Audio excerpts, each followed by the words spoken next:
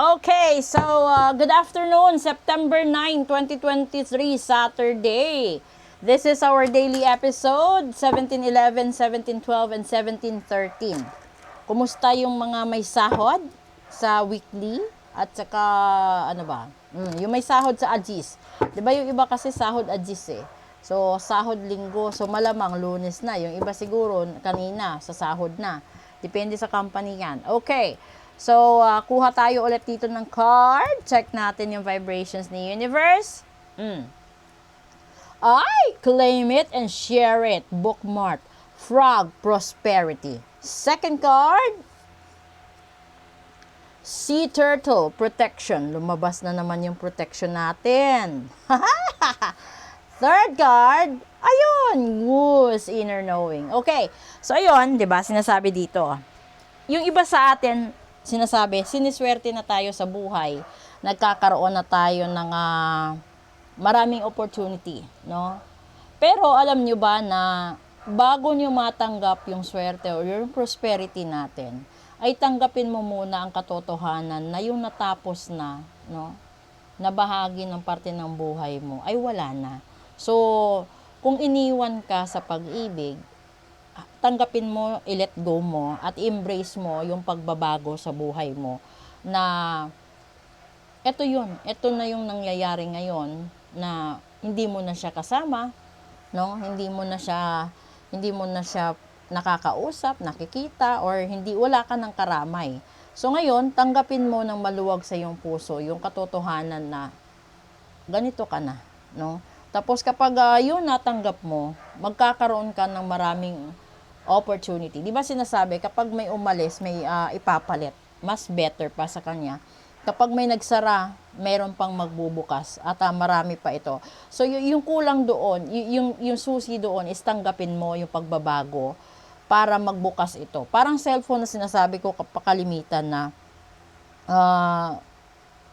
magbawas ka ng storage para meron ka pang mga space para mag-save ka ng panibagong photos with your good memories sa buhay. Kasi kung meron ka mang pasasalamatan, no, na sa buhay o sa mundong ibabaw habang nabubuhay ka, ito yung pasalamatan mo yung mga taong minahal mo, nagmahal sa'yo, mga tao, mga lugar na napuntahan mo, at magpasalamat ka sa mga magagandang alaala na naiwan sa puso't isipan mo. Huwag kang magkimkim ng galit. Normal na makaramdam tayo ng severe pain, makaramdam tayo ng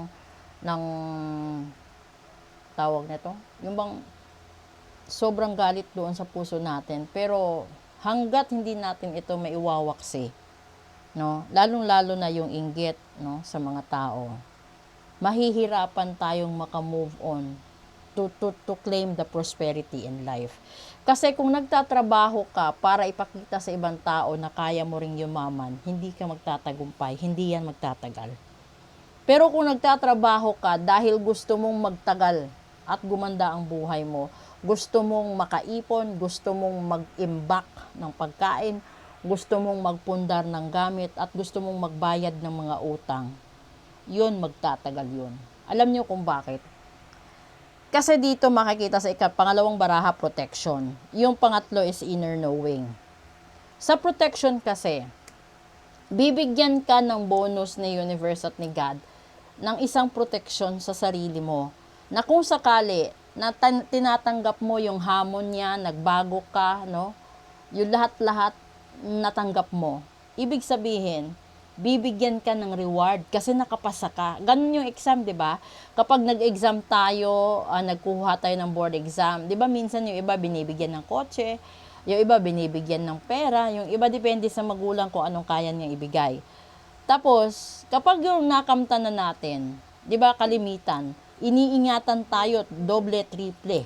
Ganun din ang universe, ganun din ang kalawakan, na kahanggat kaya nating pagyamanin ang sarili natin, hanggat kaya nating magtrabaho para sa sariling kabutihan, sa pamilya natin, no? ando doon yung protection niya. Poproteksyonan niya tayo na mailayo tayo sa aksidente. Poproteksyonan niya tayo na hindi mananakaw kung ano man yung naipundar natin. Poproteksyonan niya lahat ng pinaghirapan natin. So, alam niya yon. This is our inner knowing. Alam din natin yon na kapag yung ginamit nating pera ay sarili nating pera at pinagpaguran, magtatagal ito. Pero kapag yung pera galing sa ibang tao, or galing sa sugal, galing sa nakaw, hindi ito magtatagal. Kapag yung pera na pinambili mo sa mga gamit, sasakyan, or kung ano pa yung binili mo at galing ito sa masama, hindi yan magtatagal. Maniwala kayo, yan ang patakaran ni universe. Kung nakuha mo sa madalian ang pera, hindi yan magtatagal. So, kailangan mong paghirapan. Katulad din ng pag-aaral, di ba? Kailangan mong magkaroon ng nursery, kinder, prep, hanggang elementary, hanggang magkaroon ka ng senior high, hanggang sa kung ano-ano pa. Hanggang sa doctorate kung kaya pa. Ganun yun, ladder rise. Ganun din ang buhay ng tao. Na hindi ka po pwedeng magkaroon ng shortcut para yumaman ka. So yung iba, kapag nag-isip na mag-aafam ka para yumaman ka, mabibigo ka. Kasi, shortcut yun eh. So, yung gagawin mo, bakit hindi ka magtrabaho sa ibang bansa? Kung magtrabaho ka doon, mag-focus ka. Pag-aralan mo kung anong klaseng craft ang meron ka doon. Hanggang sa ma-realize mo, mahuli mo, saan ba banda ang interest mo sa buhay. Anong parte ba ang gusto mo? Maging empleyado, maging negosyante, maging sugarol, or palamunin. Kahit saan. So, kung napili mo alin man doon, pag-isipan mo. Ito yung sinasabi na inner knowing. Kung pinili mong maging palamunin ka sa bahay, paano kapag namatay yung nagpapalamon sa'yo? Kung ginusto mong maging sugarol ka, paano kung wala kang maging kapital sa buhay mo, pang sugal? Kung pinili mong maging negosyante, paano mo iingatan ang bawat sentimo ng pera mo para ma-convert ito sa profit? At kung pinili mo naman maging empleyado, ang tanong, hanggang kailan ka magiging empleyado at hanggang kailan kaya ng katawan mo? Kasi may mga ano yun eh, may mga kapalit, no? Pero iisa lang yun. Magbanat ka man ng buto, sisingilin ka sa bandang huli kapag masyado mong inabuso ang katawan mo.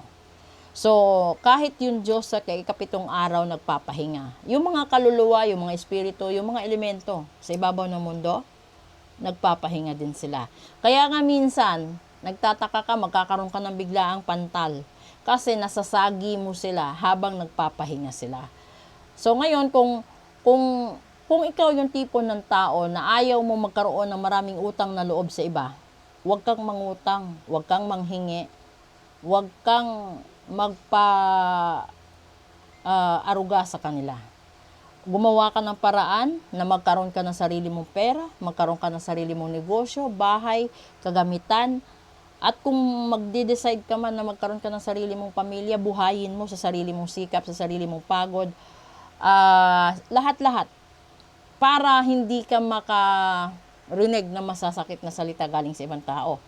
Dahil darating at darating ang panahon, kapag nawalan ka ng tao, yung tao na inaasahan mo lagi, kapag nawala yun sa tabi mo, malulungkot ka, mapipilayan ka, masusugatan ka ng sobra, na minsan iisipin mo, sasama ka na lang sa libingan niya kasi hindi mo kaya. So, para hindi ka mapunta sa ganung depresyon, yung gawin mo, kung minahal ka niya ng 110 or minahal mo siya 120, huwag kang mag-expect na bibigyan ka ng 120 din. So, kung minahal mo siya ng 120, kahit sabihin mo kalahati, man lang, mahalin din niya ako. Huwag kang mag-expect ng sobra, huwag kang mangarap na hindi kaya, huwag kang mangutang kung hindi mo kayang bayaran. Kasi doon nagsisimula ang mga matitinding problema sa buhay ng tao. No? Alam nyo, yung iba pinapatay, sinasalvage dahil doon sa pera lagi. Okay? Yung iba sa bisyo din. So, abangan nyo yung special episode natin. Good afternoon!